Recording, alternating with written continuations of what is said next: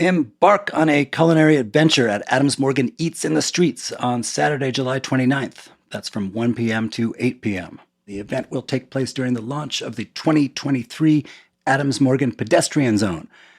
That's the 2300 and 2400 blocks of 18th Street Northwest. Eats in the Streets will showcase approximately 50 neighborhood restaurants and retailers where attendees can sample cuisines from across the globe, purchase meals to go, and enjoy free entertainment, including live musical performances. The event is brought to you by the Adams Morgan Partnership BID and sponsored by Aetna. More information can be found at admodc.org/eats. That's admodc.org/eats. Today on CityCast DC, on Friday, the Washington Commanders gained a new owner and the city lost a collective enemy. Defector media journalist Dave McKenna, a man who spent years chronicling the lows of the Dan Snyder era and was sued by Snyder while he worked at Washington City Paper, is here to talk about what it was like to watch Snyder's reign end and what we should expect from Josh Harris, the new owner who everyone has been greeting like a hero.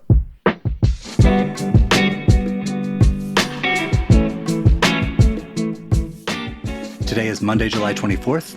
I'm Michael Schaefer, and here's what DC is talking about.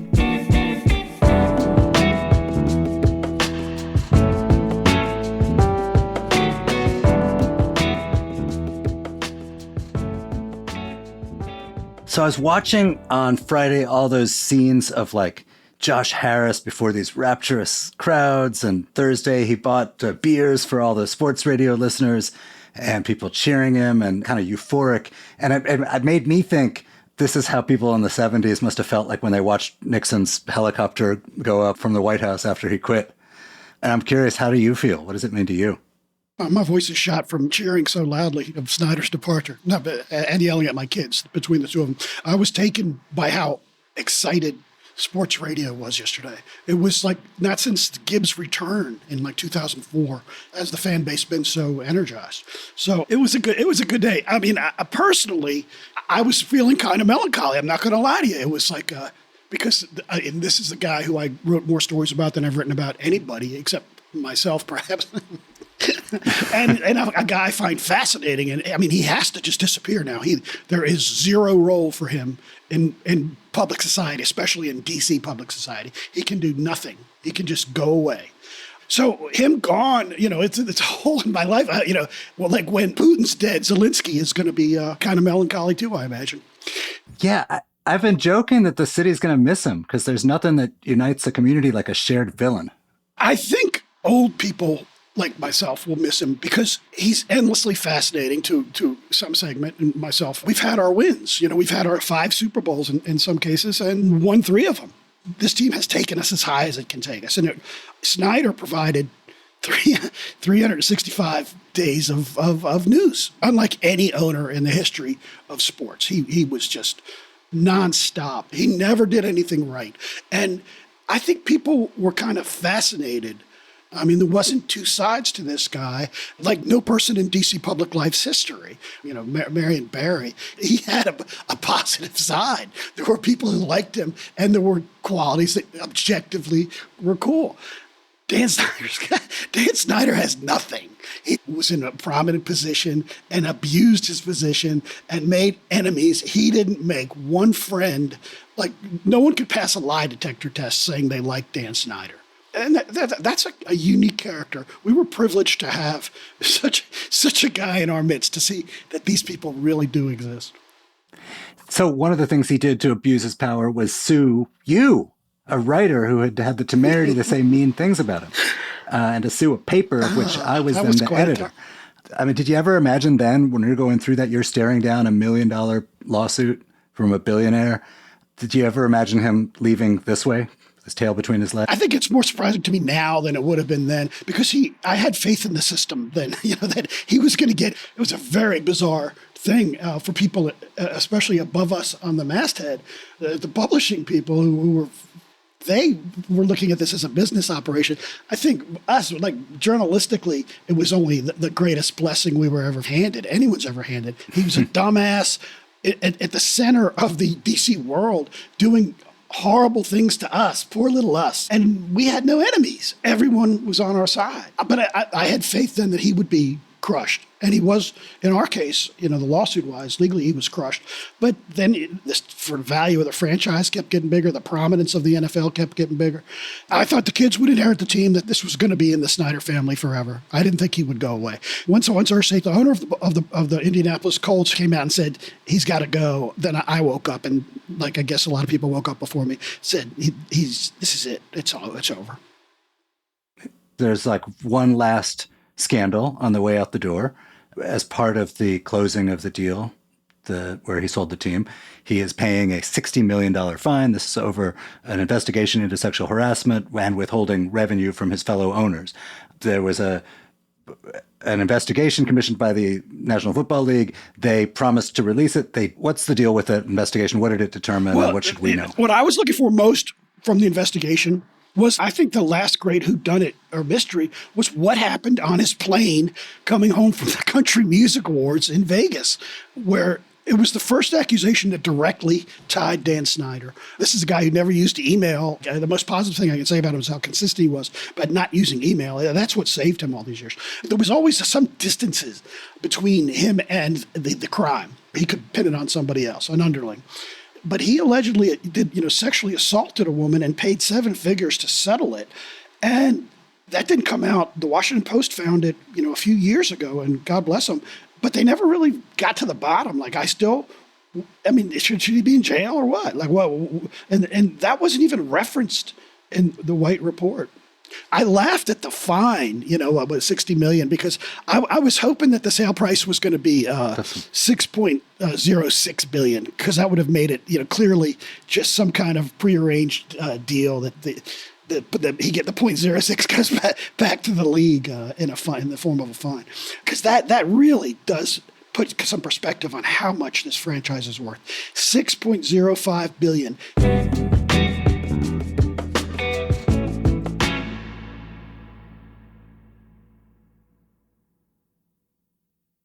So Josh Harris shows up Friday in front of rapturous crowds.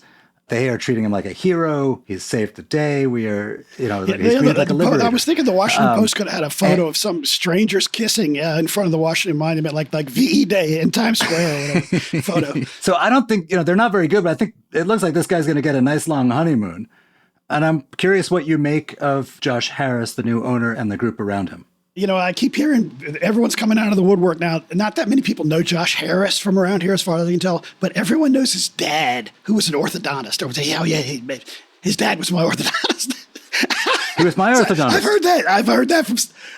He was Dr. Harris. That guy had a practice, man. He had a booming practice. Either that or everyone's lying to get some connection to the Harris family. But he had no presence. I was shocked because I knew of him from the Sixers. I was shocked that he was a local guy. But, Snyder, I never heard of him before he bought the team either. It's a tough racket. Snyder followed an undeservedly beloved guy, Jack and Cook. And even though Cook was beloved, Snyder comes in. He got the longest honeymoon. I mean, everyone in media just kissed his ass forever. And, power corrupted. But I wish Snyder would have stuck around long enough to see how the area would have reacted had he won. I think had he won, there never would have been a White report. There never would have been any of this shit. Do you have any faith that the new group is going to run a better either team product on the field or culture off the field? Again, if he wins, it's a better product. And that's all anyone really cares about. And I think the rest is bullshit. It's cyclical. We're due for some wins. But also, how do you, cheer a guy who pays $6 billion for something? A guy who's got $6 billion lying around. That's not something human beings can relate to. So I haven't really thought of him as a human being. I guess I never thought of Dan Snyder as a human being either. Well, one thing that's interesting, though, is he doesn't have $6 billion lying around. He has a whole bunch of partners. And they were really kind of scraping together the money. So it's actually a pretty big group. It's got Magic Johnson in it. It's got Mr. Rails in it. It's got Mark Ian, the current owner of Washington City Paper, in it. So it's got a lot of minority partners. That's sort of interesting for sports because it means the number of people who are rich enough to own a $6 billion team is much smaller than the number of people who used to be rich enough to own a team. And that was pretty small. They say like rooting for the Yankees was like rooting for U.S. Steel or something. I feel like rooting for any, at least, again, the values to somebody my age and from my background, like it's not fair to them, I guess, but I can't really consider them as normal human beings worthy of being rooted for. But so you, Dave McKenna, are one of the great bandwagon avoiders in Washington, bandwagon toppler.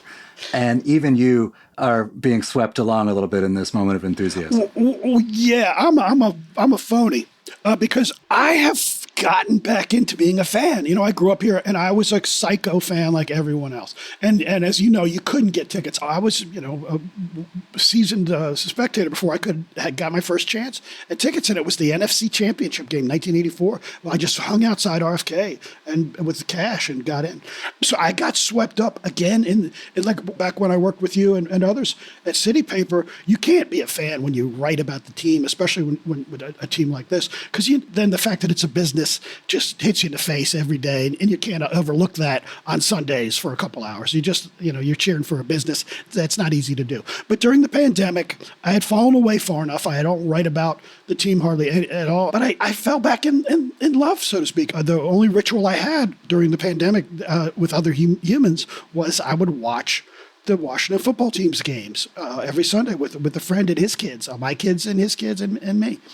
And it was wonderful. And like at first it was just playing a role of the fan for my kids' sake, but I totally got sucked in. And I was yelling at the TV this year, just like an old psycho. But I really want Josh Harris to succeed for me, for my purpose, to make my Sundays better. And all the cliches, it's all been said. Dan Snyder had a wonderful column wrapping up what the team used to mean to this city. And it's all been said a million times, sure. But when you see it, like one thing after another from a guy who knows and a guy who can say it really well, like Dan did, it's all true. Like this team meant the world to all my friends and me. And is that good? Is that healthy? Of course it is, but who gives a fuck? You live once. It was fun. The end of the Washington football team's run as a uniting force is what led to the political problems in America. And I'm thinking, maybe because as dumbass as it sounds, everybody loved the damn football team. It'll never own the city like it did then because we got too much to do. If they win, I think my life will be better. My Sundays will be better. Me and my kids and my friends will have funner Sundays again, and that's not a bad thing. Dave McKenna, thank you for being here, my friend. Oh, thanks for having me on. And when you turn on the new owner, let's talk again. All right. Take care, Mike.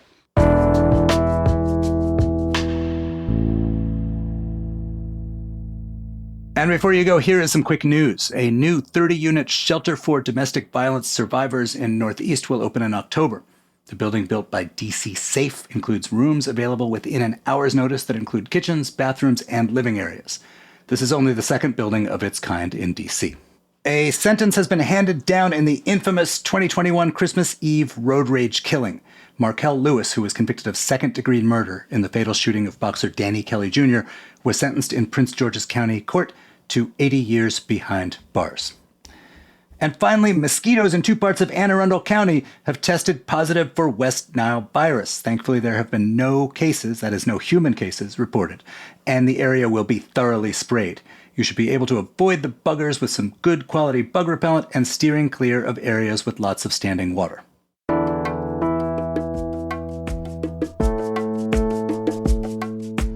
That is all for today here on CityCast DC. If you enjoyed the show, why not tell a friend who you'd go back to a Commanders game with? They can rate the show, leave us a review, and subscribe to our morning newsletter. We'll be back tomorrow morning with more news from around the city. Bye.